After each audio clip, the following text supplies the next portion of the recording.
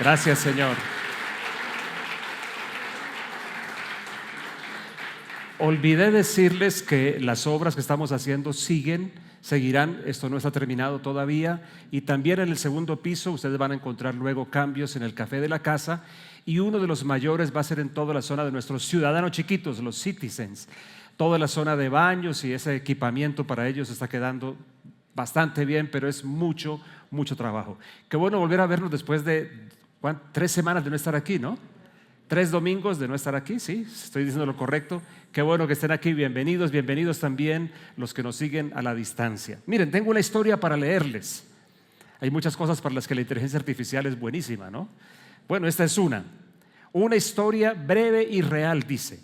En 1959, la Ford Motor Company lanzó al mercado el Edsel, un automóvil que se presentó como la gran novedad del futuro.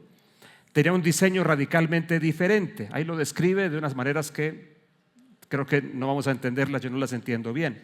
Pero dice que tenía un nombre que sonaba moderno y futurista. La campaña publicitaria fue masiva y costosa. Ford invirtió una fortuna en anunciarlo como el coche del mañana. Y la gente se emocionó por la novedad al principio. Pero cuando llegó a los concesionarios, todo se derrumbó. Se suena como una canción, ¿no? Todo se derrumbó. Hay gente que no tiene ni idea de esa canción, pero los que la cantaron son contemporáneos míos, ¿no? ¿Quién la cantó? A ver, levántame la mano. ¿Quién dijo, todo se derrumbó? Mira el montón. Estamos cuchitos. Pero cuando llegó a los concesionarios, todo se derrumbó. El diseño que parecía innovador terminó pareciendo feo y extraño para la mayoría. Los problemas mecánicos eran constantes, los precios eran demasiado altos y la calidad no estaba a la altura de lo prometido. En solo 3 años, Ford perdió más de $350 millones. Dice que son equivalentes hoy a unos $3.800 millones actuales. 3.800 millones de pérdida. El Edsel, que era el nombre del modelo, se convirtió en sinónimo de fracaso comercial y fue retirado del mercado en 1960. Con razón, yo nací en el 61, ya después de los fracasos. La lección: a veces lo novedoso solo es novedoso y nada más. La gente compró lo que les vendieron y no el producto. ¿Cómo les parece esto? ¿Por qué arranco por aquí? Bueno, yo creo que tenemos distintas percepciones nosotros acerca de novedad y de lo nuevo. Y quiero comenzar por aquí porque vamos a empezar una corta serie en estos 3 domingos de abril. Miren, definiciones de lo nuevo o de lo novedoso, algunas definiciones. Aquello que rompe con lo establecido, ¿están de acuerdo con esa definición? Algo recién creado o recién descubierto. Algo que se experimenta por primera vez. Son maneras de entender nuevo o novedoso. Ahora, yo encuentro un problema, que creo que ustedes me han escuchado hablar de eso algunas veces. Como existe entre nosotros un culto a la juventud, también existe un culto a la novedad. Yo creo que ustedes recordarán que les he dicho muchas veces que somos una sociedad con el síndrome de Peter Pan, ¿no? Le rendimos culto a la juventud, es una realidad. Creo que ya recuerdan todos qué decimos de la edad que vivimos. ¿Cuál es la mejor edad? La que tengo. Vamos, dilo con fuerza. La que tengo. Ni la que tuve ni la que tendré. La mejor edad es la que tengo. Cada momento es absolutamente único. Somos una unidad completa, los seres humanos. Eso es una cosa maravillosa. La existencia humana, que comienza desde la concepción, y no solamente por el fenómeno fisiológico del espermatozoide y el óvulo que se juntan, sino porque yo creo que allí es cuando Dios sopla por primera vez una palabra sobre cada uno para crearnos como espíritus. Recuerden eso, nunca se nos puede olvidar que nosotros no somos seres materiales viviendo experiencias espirituales, sino que somos seres espirituales. Esa es nuestra gran diferencia, somos espíritus que habitan en un cuerpo. Por eso la Biblia, en manera muy sencilla, define la muerte como abandonar el cuerpo, donde vivimos por algún tiempo. Qué interesante esto. Eso privilegia todo lo que es nuestra fase esencial, que es netamente espiritual. Espiritual de verdad, no la forma como algunos llaman espiritual hoy. pero es asombroso. Todo comienza en la fecundación misma, todo comienza en la concepción misma, donde no solamente se unen las dos células, sino donde yo creo que Dios suelta la palabra, suelta una palabra que es nuestra línea guía durante toda la existencia, y comienza la una sola existencia de cada ser humano. Cada ser humano es único, irrepetible en todos los sentidos. Por eso el tema de pensar en reencarnación y cosas así no tiene ningún sentido, porque la existencia humana es absolutamente única y eso la hace poderosa y la hace importantísima. Y comienza el recorrido. En cada etapa algo viene, algo pasa, algo nuevo sucede, algo la enriquece. Claro, en el camino de la vida, como se tornó después de la traición de Adán y Eva, pues muchas cosas cambiaron, pero la idea central no ha cambiado. ¿Cuál es la idea central de Dios acerca de la existencia humana? La que dice Proverbios capítulo 4, versículo 18, que es uno de los himnos míos. Mas la senda de los justos, a ver si alguno ya se lo sabe, es como la luz de la aurora que va en aumento. Espera. La senda del justo es como la luz de la aurora que va en aumento. O sea que la idea de Dios es que la vida vaya siempre en aumento. Esa es la parte esencial que no cambia a pesar del desgaste y de todo lo que vino después de la traición de Adán. Pero lo que quiero enfatizarles es por qué digo que la mejor edad es la que tengo y por qué deberíamos romper con ese culto a la juventud que hace que seamos gente como muy animada por el espíritu del Peter Pan, gente que nunca madura. Si antes decían de nosotros los hombres, las mujeres, que no maduramos nunca, ¿cuántas están de acuerdo con que los hombres no maduramos nunca?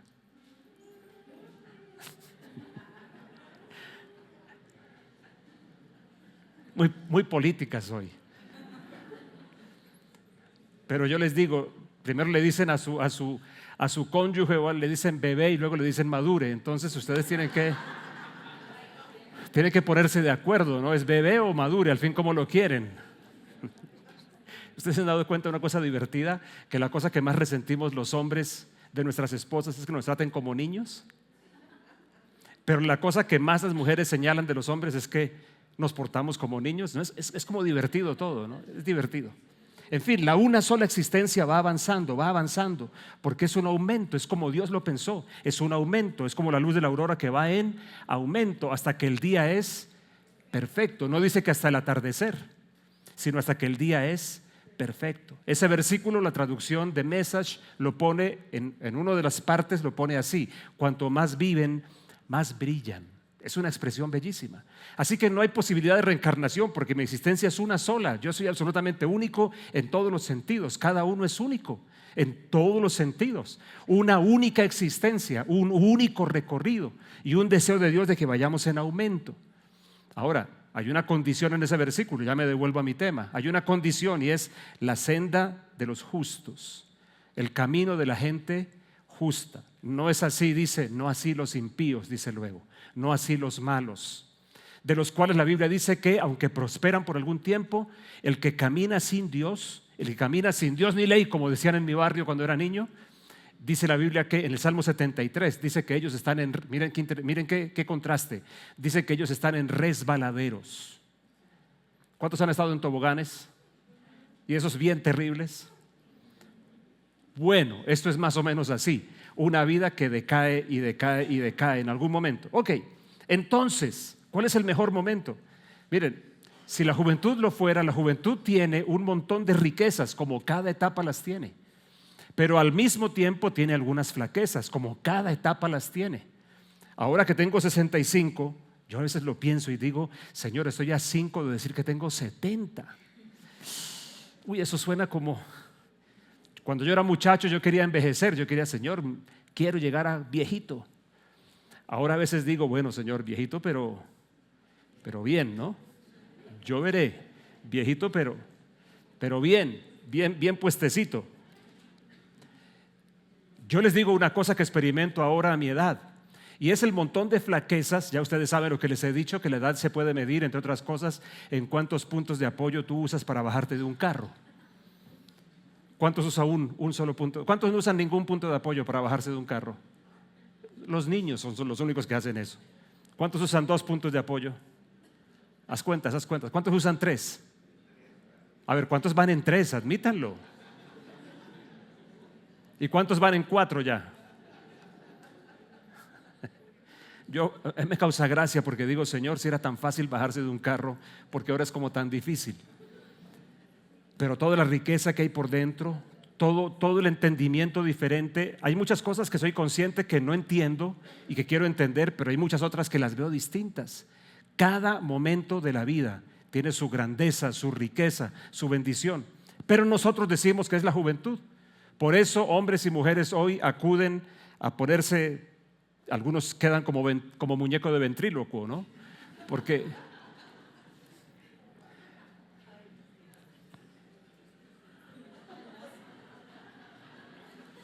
además no sé por qué razón les gusta hacer que los labios casi que les revienten, como si labios de boxeador. En fin, todo el tema de rendirle culto a la juventud tiene que ver con ese culto también a la novedad. Somos una sociedad que privilegia esencialmente la inmediatez. Somos la sociedad del horno microondas, de la velocidad. Se dice que una persona normalmente no pasa más de 10 segundos en un sitio web si no se abre rápidamente y no atrae su interés. La capacidad de atención está súper disminuida por ese mismo sentido de inmediatez. Ahora, cosas que genera, por ejemplo, genera un ciclo en nosotros de querer mantener siempre lo último y privilegiar siempre lo que es lo más nuevo. Y hay una preferencia casi automática sobre lo nuevo, sin pensar. Todo esto por ese culto del que yo les estoy hablando. Hay un concepto que es el más problemático aquí y es este, que tenemos una equiparación automática de nuevo es igual a mejor. ¿Estamos conmigo, muchachos, en la pantalla? Nuevo igual mejor. ¿Tenemos alguna dificultad de pronto? Ahí está.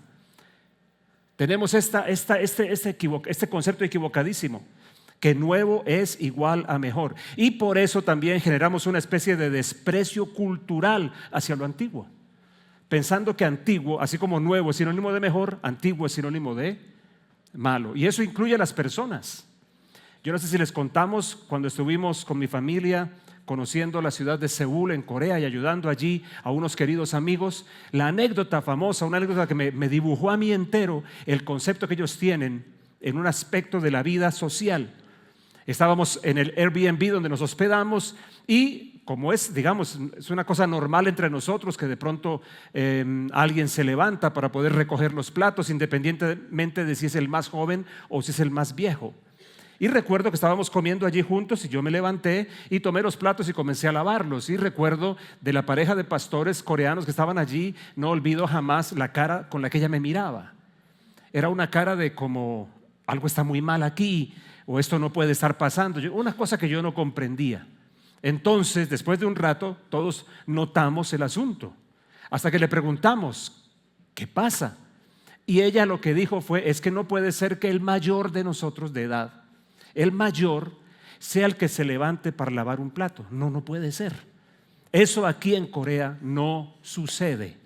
Si hay gente joven, tiene que ponerse de pie esa gente joven e ir a lavar. Bueno, pues a mí me encantó la idea, pero cuando cumplí 60 dije, bendito sea Dios, voy a poder usar la silla azul de Transmilenio. ¿Qué va? Pero ¿se han dado cuenta de una cosa que ha pasado socialmente en Colombia los últimos tal vez 15 años? Y es el desprecio por el viejo.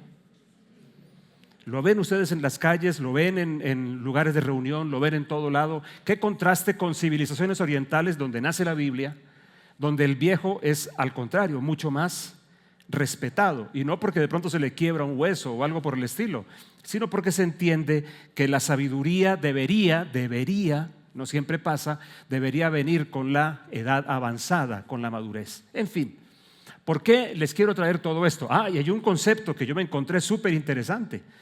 ¿Algunos conocían o han escuchado alguna vez hablar de la neofilia? ¿Quién había escuchado hablar de neofilia? Yo no. Neofilia, a ver, ¿alguno? Ninguno, ¿cierto? Les presento la neofilia, una imagencita como para ilustrar la neofilia. ¿Les da una pequeña idea de lo que hablamos? Se las defino, como dice la inteligencia artificial: atracción, fascinación o amor por lo nuevo. Atracción, fascinación, amor por lo nuevo. Y dice luego la definición: la novedad, la innovación y el cambio constante en oposición a la rutina o a la tradición.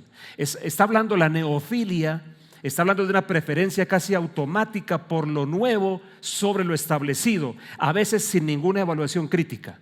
Ahora, no piense alguno de ustedes que cuando hablo de esto estoy diciendo que me matriculo en la escuela contraria, donde todo lo nuevo es malo, sino por lo que les quiero traer, por el tema que vamos a comenzar. Me parece importante decir, oiga, tenemos un problema con la palabra nuevo o con el asunto de novedad o novedoso. Sí tenemos un problema con la inmediatez y con un cierto culto a lo más joven, o el problema de pronto de entender nuevo estrictamente en términos de duración en el tiempo, cuando de pronto podríamos tener otras valoraciones de lo que es nuevo. ¿Para dónde vas con todo esto, Pastor Edgardo? ¿Me pueden preguntar, por favor? Gracias por preguntarme, ustedes son... Es que resulta que Jesús un día utilizó una expresión muy interesante, que es el nombre de la serie que vamos a comenzar. Jesús habló un día de odres nuevos. Pero a ver, ¿qué hacemos con el tema de nuevo, no? Odres nuevos. Y estos 3 domingos vamos a hablar de eso. Yo quiero que comencemos leyendo el texto bíblico de Lucas, el que tengo para ustedes, Lucas capítulo 5, versículos 36 al 39. También les dijo una parábola, está hablando Jesús. Nadie, yo quiero que ustedes digan esto conmigo en voz alta, nadie. Porque es muy interesante que Jesús usa mucho 2 palabras. Aquí, en el pasaje que vamos a leer, la palabra nadie y la palabra nuevo. Y miren, comienza entonces diciendo, nadie corta un pedazo de un vestido nuevo y lo pone en un vestido viejo, porque entonces romperá el nuevo, y el pedazo del nuevo no armonizará con el viejo. Versículo 37, y otra vez dice, y nadie echa vino nuevo en odres viejos, porque entonces el vino nuevo romperá los odres y se derramará y los odres se perderán, sino que el vino nuevo debe echarse en odres nuevos. Y el 39, que el 39 como que le pone la cereza de la dificultad, si pudiéramos hablar de dificultad, de lo que Jesús quiere presentarnos, porque miren lo que dice, y nadie después de beber, vino añejo, desea vino nuevo, porque dice el añejo es mejor. 8 veces en esta traducción, 8 veces dice nuevo, 8 veces utiliza la palabra nuevo, y por lo menos 3 aparece la palabra nadie, o sea, como que esa es una manera de enfatizar, hay cosas que nadie haría. ¿Cuáles cosas dijo Jesús que nadie haría? Una, nadie pone un remiendo de paño nuevo en un paño viejo, porque el paño nuevo va a tirar del viejo y la rotura va a ser más grande. Y nadie, esto es no somos en Colombia, no tenemos cultura del vino, pero esto más o menos podemos saberlo, entenderlo. Nadie pone un vino nuevo en un odre viejo. El odre realmente era un cuero de animal. A veces era la manera más fácil de reemplazar los barriles. En lugar de barriles, que nadie puede echárselo al hombro, se utilizaban los odres, que eran cueros de animales, obviamente tratados. Nadie pone un vino nuevo en un odre, en un cuero viejo, porque el vino nuevo en su fermentación va a soltar unos gases que van a hacer que explote el odre viejo. Y un tercer nadie, que es muy interesante, porque Jesús le da la vuelta al argumento. Y nadie que haya probado vino viejo quiere luego que le den vino más nuevo. ¿Cuántos saben que el mejor vino es el añejo? Eso lo sabemos a pesar de no ser de cultura del vino. Todo el mundo sabe, el mejor vino es el vino viejo. Así que es muy interesante y vamos a meternos en esto un poquito en esta mañana. Los próximos 3, y los próximos 2 domingos hablaremos del asunto. Miren, veamos un poquito el contexto del asunto de los odres nuevos. Tengan en cuenta lo que les he dicho y avancemos. Lucas, que es un escritor excelente, Lucas era médico, pero todo el mundo le reconoce su estilo literario y su capacidad para poder describir escenas, situaciones, de capturar bien los momentos. Lucas es el autor del Evangelio de Lucas, y Lucas es el autor de, ¿cuál otro libro de la Biblia? ¿Alguien sabe? Hechos de los Apóstoles. Y es increíble su capacidad de narrar y su capacidad de portarse como un historiador inclusive. Lucas nos narra, digamos que teniendo eso en cuenta, todo lo que Lucas narra antes y lo que narra después tiene valor en lo que vamos a hablar. En lo que narra antes, por ejemplo, ¿qué nos menciona? Él menciona que Pedro, Jacobo y Juan tienen una experiencia con Jesús increíble y que allí nace su camino con él. También nos narra Lucas que un leproso es curado milagrosamente. Es interesante que él ponga esto como previo a lo que viene ahora, lo que nos va a ocupar hoy y los próximos domingos. Un leproso curado milagrosamente. ¿Cuántos saben que el leproso no solamente tenía digamos, ¿no? Además del problema médico obvio, tenía una sanción social horrible? Era completamente despreciado. Los que son de mi edad o mayorcitos recordarán que había un lugar famoso en Colombia llamado Agua de Dios. ¿Alguien lo recuerda? ¿Por qué era famoso Agua de Dios? Porque allá iban los leprosos.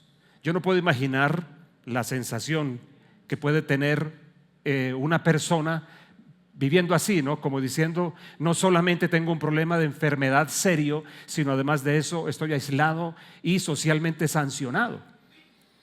Y además de eso, Lucas, allí en el capítulo 5, nos narra la famosa historia del paralítico al que los amigos lo metieron por ¿dónde? ¿Recuerdan? La más creativa de todas. Nadie cuenta quién pagó el arreglo.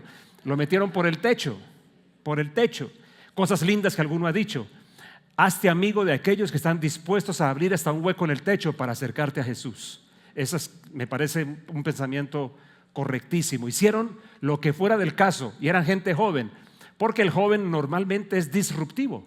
En este caso, su capacidad disruptiva fue para acercarlo a Jesús, que es lo que debería pasar cuando somos jóvenes. Yo podría contarles muchas historias de mi juventud, de historias disruptivas, muchas encaminadas a acercar a las personas a la esperanza que Dios da por medio de Jesús.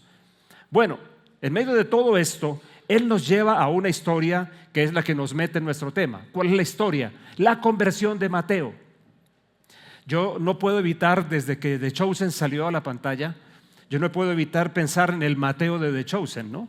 Es un Mateo un poquito autista, es un Mateo con algunas peculiaridades increíbles. Yo no puedo evitar imaginarlo. No sé si así era, pero el tema es que ya más acercándonos al punto donde Jesús habla del odre nuevo, que nos narra Lucas. Vamos a leerlo. Nos narra algo que pasa alrededor de Mateo, capítulo 5, ahora versículo 27, dice: después de esto, ese después, no sabemos cuánto después. Ustedes saben que la Biblia no siempre nos narra las cosas completamente seguida una tras otra. Hay gente que lee un texto y cree que el asunto pasó al minuto siguiente, y algunas cosas pasaron horas, días, semanas después. Después de esto, dice Lucas, Jesús salió y se fijó en un recaudador de impuestos llamado Leví, sentado en la oficina de los tributos, y le dijo: sígueme. Creo que todos entienden que el recaudador de impuestos, siendo además judío, era como un socio del imperio y una persona despreciable. Además, eran ladrones realmente. Ellos ayudaban a esquilmar a la gente a través de los impuestos. Cualquier parecido con el gobierno actual pues es pura coincidencia. Y o no es coincidencia realmente. Meter la mano al bolsillo de la gente para sacar el dinero, despreciables ellos. Y él, dice el versículo 28, Jesús le dice: sígueme. Y él, dejándolo todo, se levantó y le seguía. Me gusta la expresión de Lucas porque habla de una actitud continua, ¿no? De estar siguiendo a Jesús de manera continua. Versículo 29, y Leví, que es el otro nombre de Mateo, y Leví le ofreció un gran banquete en su casa. Y había un grupo grande de recaudadores de impuestos y de otros que estaban sentados a la mesa con ellos. Quiero que le pongamos contexto al tema de los odres nuevos para meternos en eso. Es notable lo que genera una conversión genuina. Déjenme decirles algo.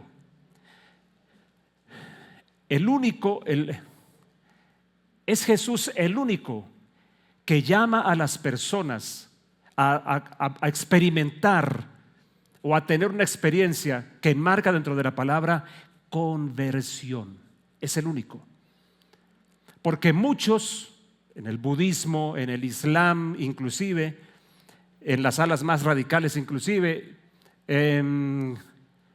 confucianismo, hinduismo con sus montones de dioses, no toman la implicación de lo que es una conversión. Muchas personas a veces, sobre todo en nuestro contexto, creen equivocadamente que la conversión es dejar de ser una mala persona para convertirse en una buena persona. ¿De dónde sacamos esa conclusión? Bueno, porque la mayoría de veces que vemos a personas que dicen haberse convertido, cuentan experiencias terribles. Y yo entonces le metí 3 puñaladas y mientras se moría yo le decía, muérete, y ahora, pero pues gloria a Dios, ahora ya camino con Dios. Y entonces como que ese tipo de experiencias son las que privilegiamos, y pues a veces dejamos a personas que no tienen cosas así para contar, como decir, ¿y cuál es su testimonio? No, yo no tengo testimonio porque no maté, no robé, no le quité nada a nadie. Convertirse no tiene nada que ver con pasar de ser una mala persona a ser una buena persona, aunque sí tiene un efecto real sobre la forma como una persona vive. La conversión tiene todo que ver con cambiar el eje en torno al cual gira la vida de una persona. Es una modificación de ambiente y una modificación de eje. Por eso la palabra es convertirse, que habla también de un giro de 360 grados, ¿cierto? Ah, qué bien, que algunos sí están conmigo. 360 grados te deja igualito en el mismo punto. Un giro de 180, te das la vuelta. Un girar, y es Jesús el que pide eso. Cuando Él empezó a predicar, Él decía esta expresión: arrepentidos sí, convertidos. Y fue una expresión que también los discípulos llevaron por muchos lugares.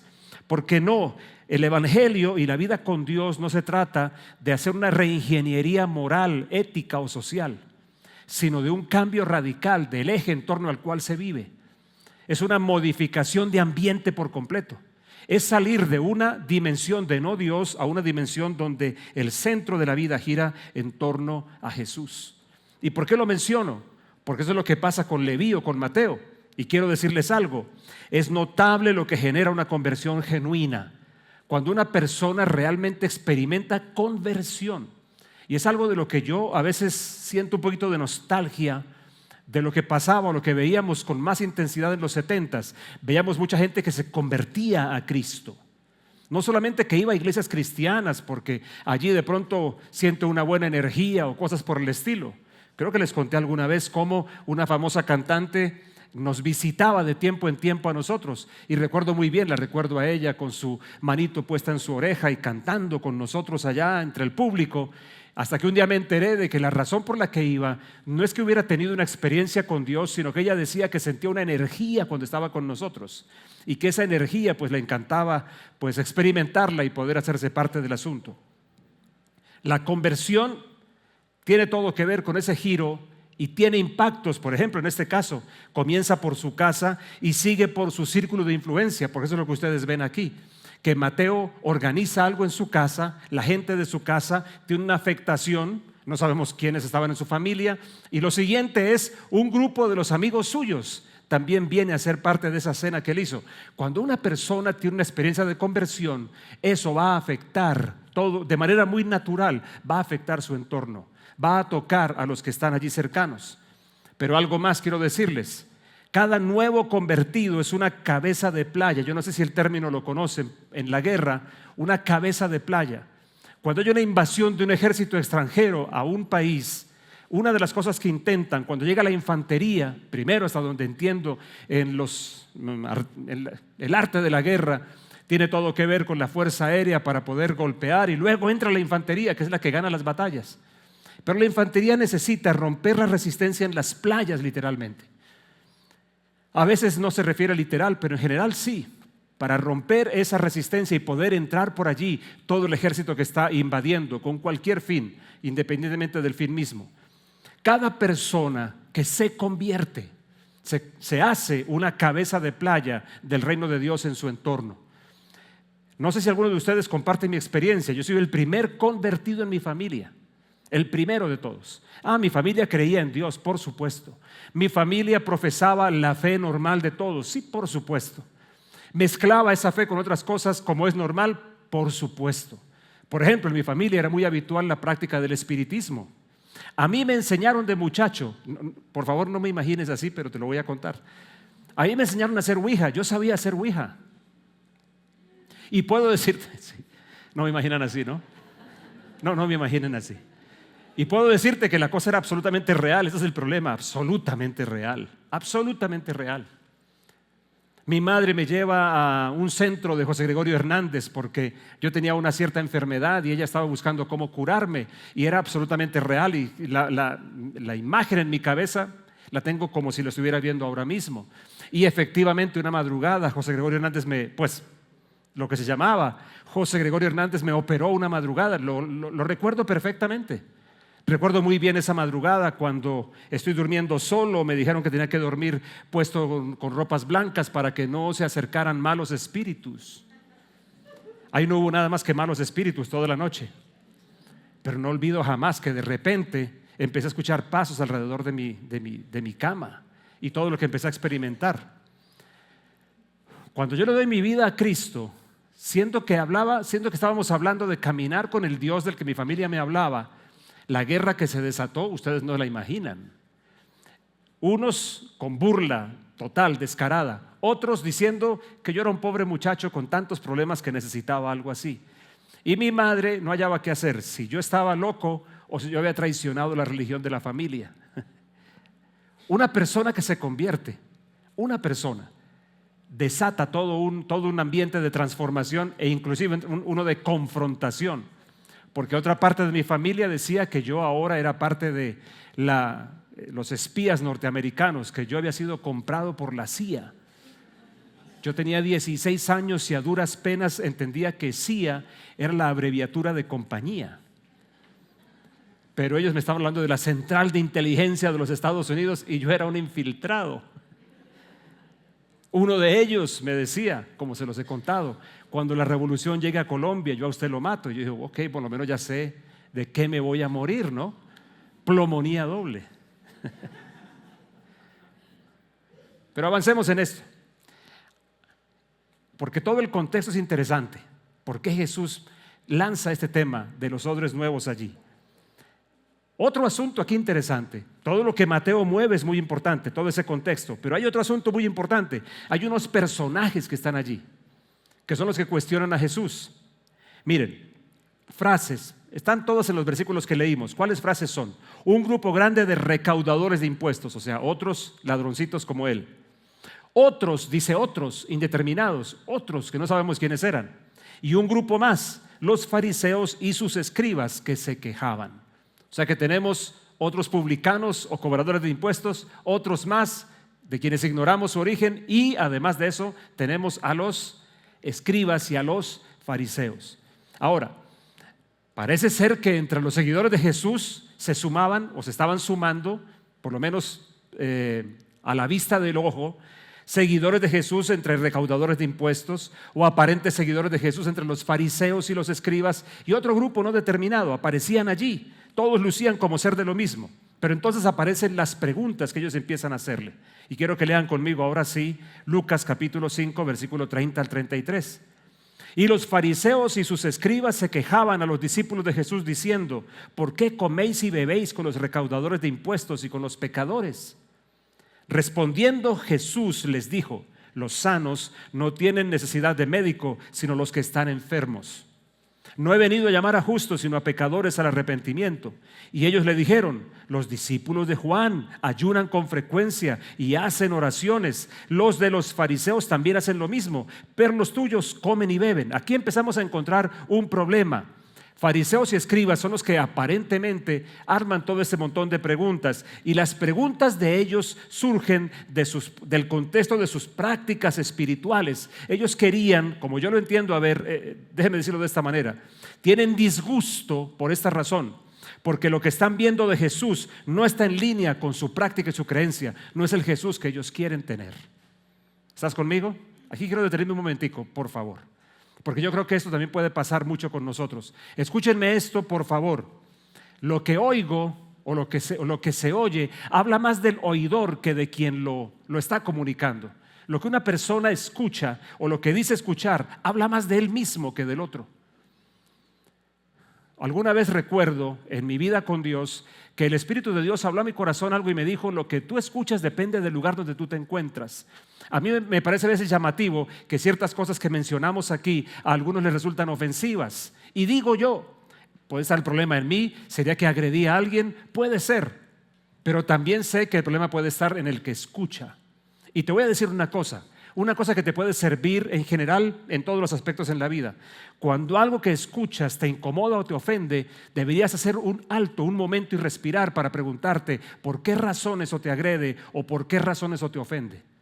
Porque a veces eso que estás escuchando está hablando más de ti que de la persona que está diciéndolo, de la forma como tú estás entendiendo o de algo adentro que se está moviendo al respecto. Esta gente pensaba en un Jesús diferente o lo quería distinto.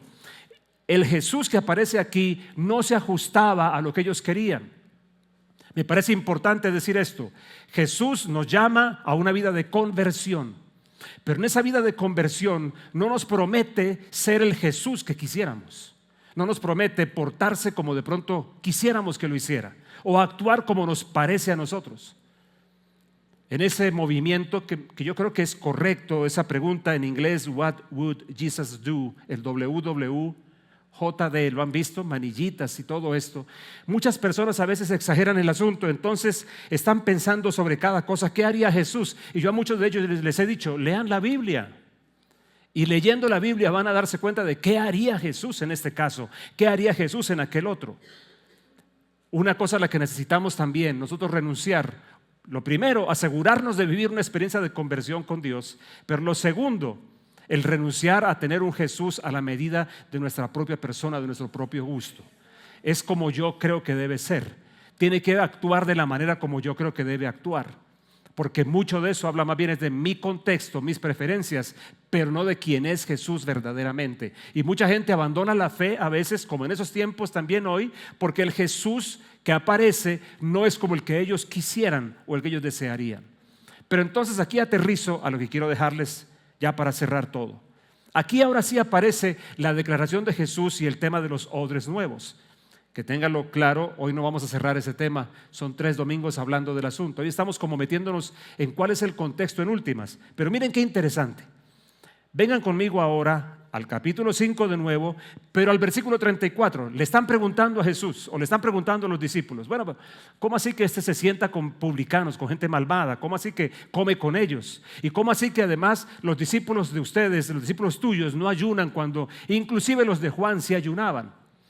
Y me parece interesante, esto es como yo no sé cómo llamarlo, una cuña poderosa que Jesús lanza aquí, en esta expresión, versículo 34. Entonces Jesús les dijo, ¿acaso podéis hacer que los acompañantes del novio ayunen mientras el novio está con ellos? Pero vendrán días cuando el novio les será quitado, entonces ayunarán en aquellos días. Lo primero que aparece aquí es muy interesante porque Jesús apela a algo como afuera del contexto. Pero a mí me parece conmovedor e impactante una cosa que ellos no pudieron ver. Jesús en realidad comienza a presentarse delante de ellos de una forma diferente. Ustedes me esperan así, me esperan asá, pero Jesús está exponiéndose ante ellos como el que quiere una relación del tipo del novio con la novia, aunque está todo velado a los ojos de los demás, aunque ellos no lo alcanzan a ver.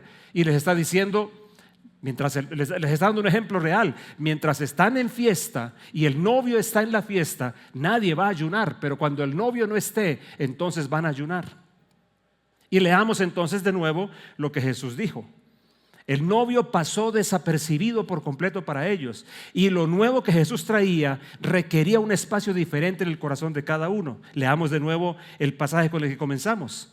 También les dijo una parábola: nadie corta un pedazo de vestido nuevo y lo pone en un vestido viejo, porque entonces romperá el nuevo y el pedazo del nuevo no armonizará con el viejo. Y nadie echa vino nuevo en odres viejos, porque entonces el vino nuevo romperá los odres y se derramará y los odres se perderán, sino que el vino nuevo debe echarse en odres nuevos. Y nadie después de beber el vino añejo desea vino nuevo, porque dice el añejo es mejor.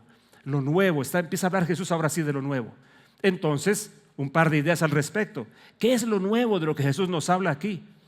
Porque hace un momento dijimos que nuevo, novedoso, no necesariamente es lo que estamos pensando nosotros en ese culto, esa neofilia, el culto a lo reciente o a las maneras como la cultura nos plantea que algo puede ser mejor. De hecho, una de las cosas que tal vez es difícil para nosotros en nuestra vida con Dios, es aprender a vivir con un Dios de procesos y con un Dios de un camino, y no el Dios que se mete en nuestra inmediatez, como todo tiene que ser ahora mismo y en los términos de los que cada uno de nosotros lo entendería. Tengo 2 palabras del griego para compartir con ustedes, y es muy interesante, porque cuando la Biblia habla de viejo, utiliza una de estas 2. Esta es la primera, ¿la pueden distinguir ustedes? ¿La ven bien? Palaios. Esa se traduce como viejo, pero hay otro término también para viejo, que es la palabra arcaios.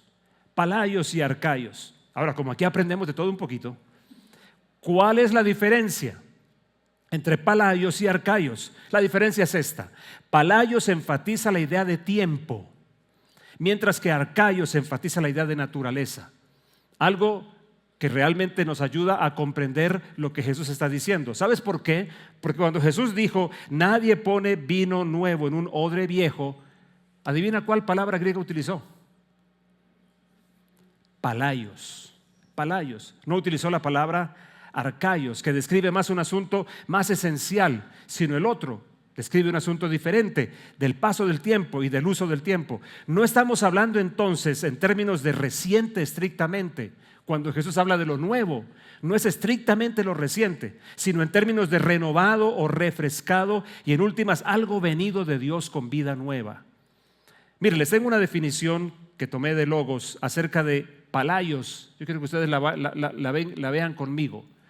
Los odres palaios representan el sistema religioso desgastado, dice Logos, exhausto por su propia rigidez legal.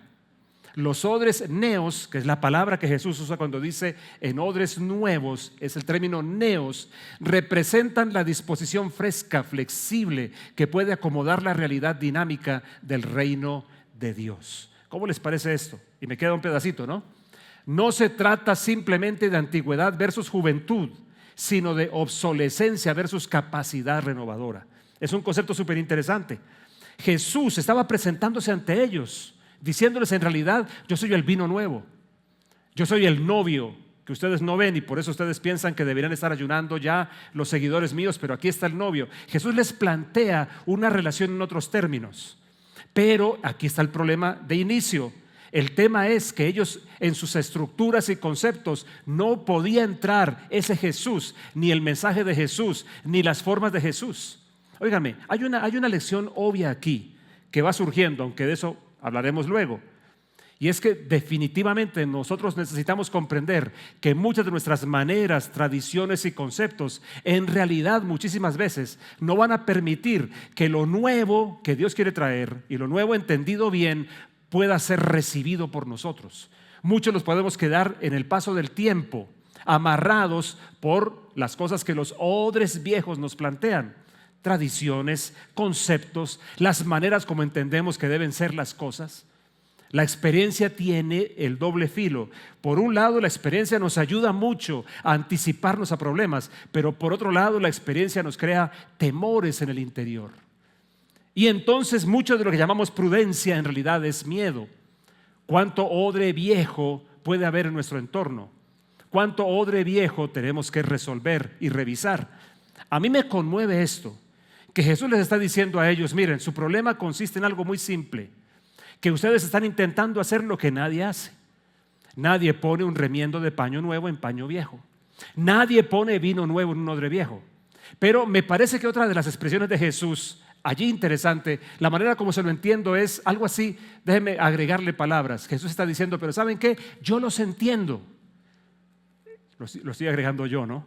Yo los entiendo. ¿Cómo así, Edgardo? Sí, porque al final él dice, es que yo sé que nadie que pruebe el vino viejo quiere luego un vino nuevo, porque el vino viejo es mejor. ¿Me sigues en este contraste que Jesús hace? Él dice, yo los entiendo. Ustedes están tan llenos del vino que les gusta que cuando Dios quiere traerles un vino nuevo, ustedes no están dispuestos a recibirlo.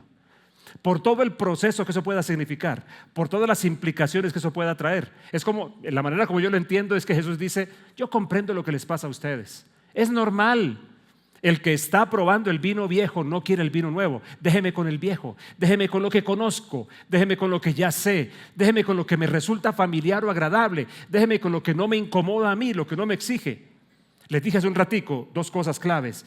Jesús es el único que habla de conversión. Jesús no nos pide que nos volvamos buenos, sino que nos convirtamos a Él, número uno.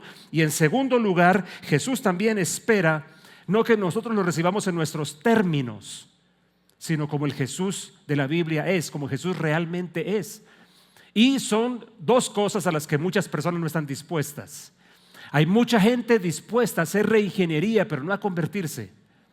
Hay mucha gente que está dispuesta a seguir a Jesús siempre y cuando sea un Jesús que se parezca al de su concepto. Y entonces aquí me conmueve a mí, porque creo que en medio de todo, a mí me parece que Jesús está diciendo de sí mismo de alguna forma que Él es el vino nuevo. Pero lo que más me conmueve es que les está proponiendo algo que ellos no ven. Mientras ellos están metidos en el asunto de por qué te sientas a comer con pecadores, por qué no observan los rituales que se deben observar, por qué no ayunan si están hablando de caminar con Dios. Jesús les está hablando del novio, mientras ellos están hablando de la rutina y mientras están hablando de los procedimientos del culto religioso. Jesús les dice, pero es que el novio está aquí. Entonces cuando el novio está aquí, la cosa cambia. Si el novio está presente, pues las cosas son distintas. Pero eso les pasó por encima. Obviamente estaban tan llenos del vino viejo que ¿por qué iban a querer un vino nuevo? Estaban satisfechos ya. ¿Cuál puede ser el vino viejo, tuyo o mío? Las maneras en las que estamos cómodos, los asuntos en los cuales nosotros nos sentimos tranquilos, lo que manejamos o lo que controlamos, ¿no? ¿Cuántos saben que, bueno, de pronto aquí cambia un poquito, lo voy a preguntar diferente? ¿A cuántos que las cosas se salgan de control nos desespera? Levanten la mano si son así. Mire, son muchos, somos muchos. Y aquí está Jesús, pues precisamente metido en todo ese asunto. Primero llamándolos a decir, bueno, yo no estoy interesado en que ustedes sean mejores personas, sino que ustedes cambien de eje. Segundo, pues no les prometo que yo voy a ser como ustedes quieren que yo sea. Pero en realidad lo último que les está tratando de proponer veladamente es, ¿por qué no me ven como lo que soy en últimas? No soy el creador de una nueva religión y soy mucho más que el vino nuevo. Soy el novio que está aquí buscando esa relación, buscando la respuesta a esa actitud o a esa expresión, la expresión de novio. Claramente es distinto, claramente es distinto. Es parecido a lo que tú recordarás de los dos hermanos de la parábola del hijo pródigo, el que se fue, el menor que se fue del todo y por allá hizo diabluras literalmente, y el que se quedó pero que perdió el corazón totalmente. Estaba en la casa pero no, ya nada le sabía bien, nada le sabía bien. Cuando su hermano llega, el hijo mayor dice de su hermano, este es tu hijo, pero cuando habla de él dice, yo he sido tu siervo y nunca he desobedecido ninguna de tus órdenes. Voy a decirte algo que pueda parecer extraño. Tal parece que la obediencia técnica al mandamiento no es lo que Dios busca. Tal parece que evidentemente lo que Dios busca es el corazón de la gente, el corazón de las personas. Porque parece que al tener el corazón de las personas, aun cuando la obediencia técnica a veces no esté tan precisa, el asunto se va alineando de una forma diferente. Porque el poder del amor es mayor que el poder del mandamiento. El poder del amor hace que una persona haga o provoca que una persona haga lo que el mandamiento muchas veces es incapaz de lograr.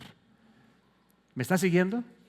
Pero seamos sinceros, somos una cultura que identifica el evangelio con religión, así que normalmente si nos hablan de Dios y de Jesús tengo que portarme bien, ser una buena persona, y no cabe muy fácilmente un concepto distinto de una relación de novio, novia, de una relación como vino, disfrutar el vino, que es una de las partes que se enfatiza mucho tácitamente con el tema de los odres. Déjenme cerrar diciéndoles esto. Adolfito, ¿me acompañas para que ya sepan todos que vamos a terminar?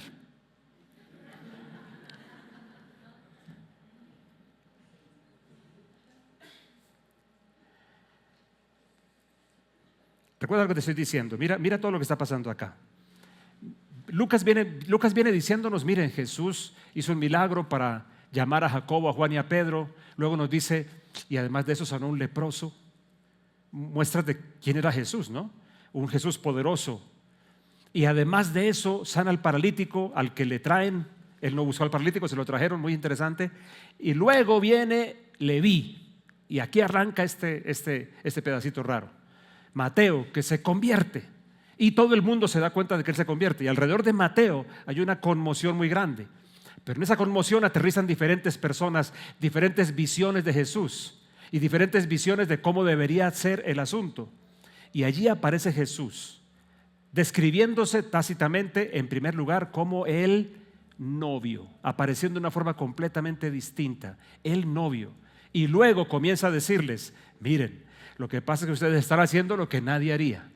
Nadie pone un remiendo de paño viejo en paño nuevo, nadie pone vino nuevo en odre viejo. Nadie que haya probado el vino viejo va a querer vino nuevo después.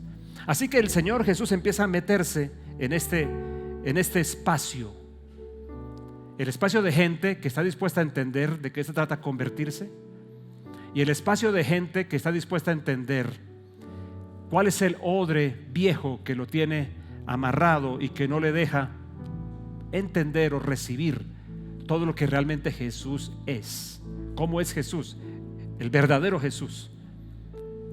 Déjeme terminar con este par de ideas.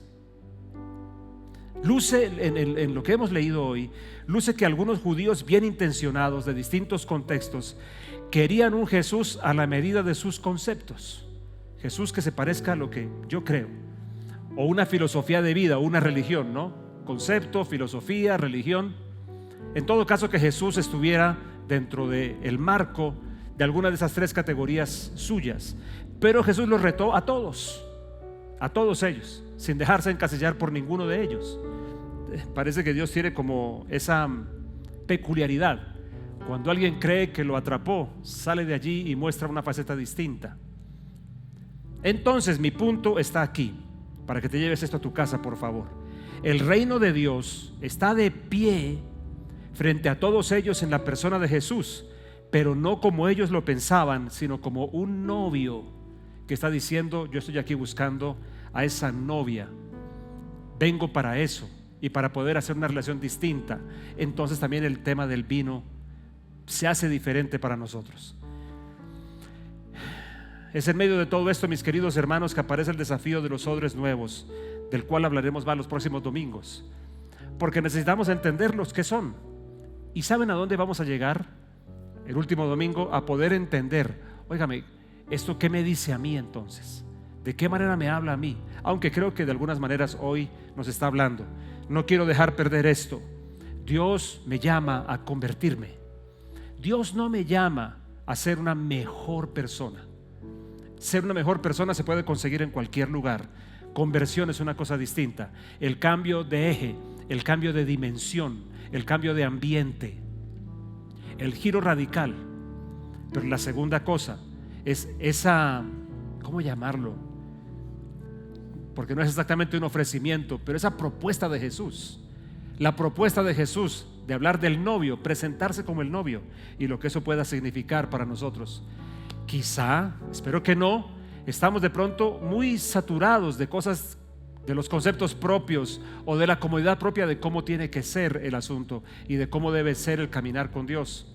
O también muy saturados del reglamento que la religiosidad, que nuestra cultura, que rodea nuestra cultura, nos impone, que nos hace pensar que debe ser esto o aquello, caminar con Dios, hacer esto o hacer lo otro, cuando realmente el asunto de pronto es mucho más simple y tiene todo que ver con el corazón.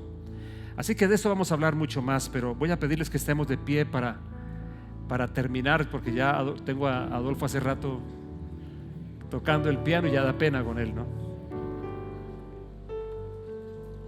Pero no quiero que nos vayamos sin pensar en esto. Conversión y el novio. Esta gente que estaba allí cerca de Jesús se disgustó por el tipo de gente con la que él se relacionaba, por la manera como se relacionaba con ellos. y por el hecho de que Jesús no les imponía una rigurosidad de mandamiento, eso les incomodó. Qué interesante, ¿no? Qué interesante. Tal parece que la relación de cada uno con Jesús es algo mucho más libre. Podemos tener a veces la tendencia de mirar la relación de otro porque no se parece a la mía, no actúa como yo, no hace lo que yo. Pero ese no es el factor de medida, ¿no? Hay algo más personal, como más íntimo. Entonces yo sí quiero pedirles algo: que no nos vayamos de aquí sin que hagamos un par de oraciones como de respuesta. La primera de ellas, bueno, alguien aquí de pronto hoy concluye: yo no soy una persona convertida, yo pues me gusta todo esto, pero yo no he girado completamente a decir ok, yo abandono un eje de vida sin Dios para centrarme en Jesús. Puede que alguien esté aquí en esa condición, y yo quiero invitarlo a que hoy pueda cambiar su eje y su ambiente. Y la otra, poder decir ok, Señor, me gusta pensar en una relación más libre. Ay, Edgardo, ¿estás diciendo una relación entonces donde yo hago la cosa, lo que yo quiera? No, una relación más gobernada por el amor que por el reglamento. Una relación más gobernada por el corazón que ama, que realmente por cualquier otra razón diferente a esta. Vamos a orar un momento, ¿sí? Cierren sus ojos, por favor. Si alguien hoy quiere hacerlo primero, responder diciendo: yo quiero entrar en esa experiencia de conversión.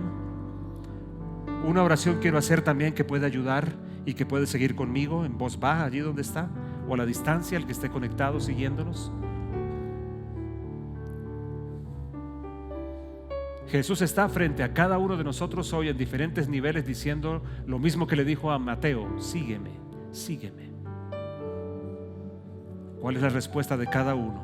Si tú quieres hoy por primera vez decir ok, Señor, quiero entrar en esa experiencia de conversión, haz conmigo esta oración. Dile: Señor Jesús, yo abro a ti la puerta de mi corazón. Quiero experimentar lo que es la conversión. Entiendo que tú me quieres a mí, entonces quiero entregarme yo.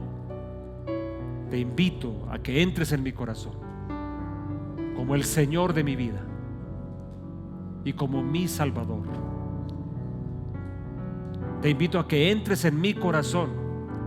Te doy toda mi existencia a ti. Pido que perdones mis pecados y que hagas de mí una persona nueva.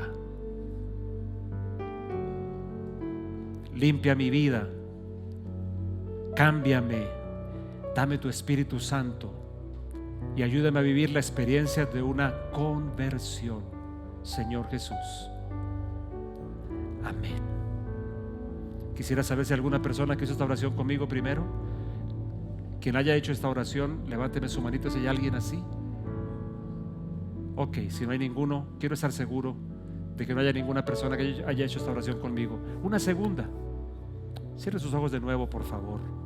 Señor, yo quiero entender bien esa expresión tuya del novio. Y quiero pedirte, Señor, para mí, para mis hermanos, que podamos entrar más y más en una clase de relación que vaya en esa dirección. No solamente la dirección de ser mejores personas, sino ser personas que caminan contigo, que reciben tu amor y que responden con amor. Te doy gracias, Señor, te doy gracias por ayudarme a ver un poquito más allá de lo que de pronto la filosofía, la religión o las maneras de entender el Evangelio me dicen, y por invitarme a ir más allá. Una relación contigo mucho más genuina, mucho más simple, mucho más real. Te pido que así seamos, Señor. Personas que aman, que te aman a ti, que aman a los demás, en respuesta a tu amor, Señor. Gracias, mi Dios. Ayúdanos a soltarnos de todo lo que nos impide verte como ese novio que invita a una relación de amor real y profunda. Es mi oración, Señor, en el nombre santo de Jesús. Amén, amén, amén. Bueno, gloria a Dios. Empezamos odres nuevos.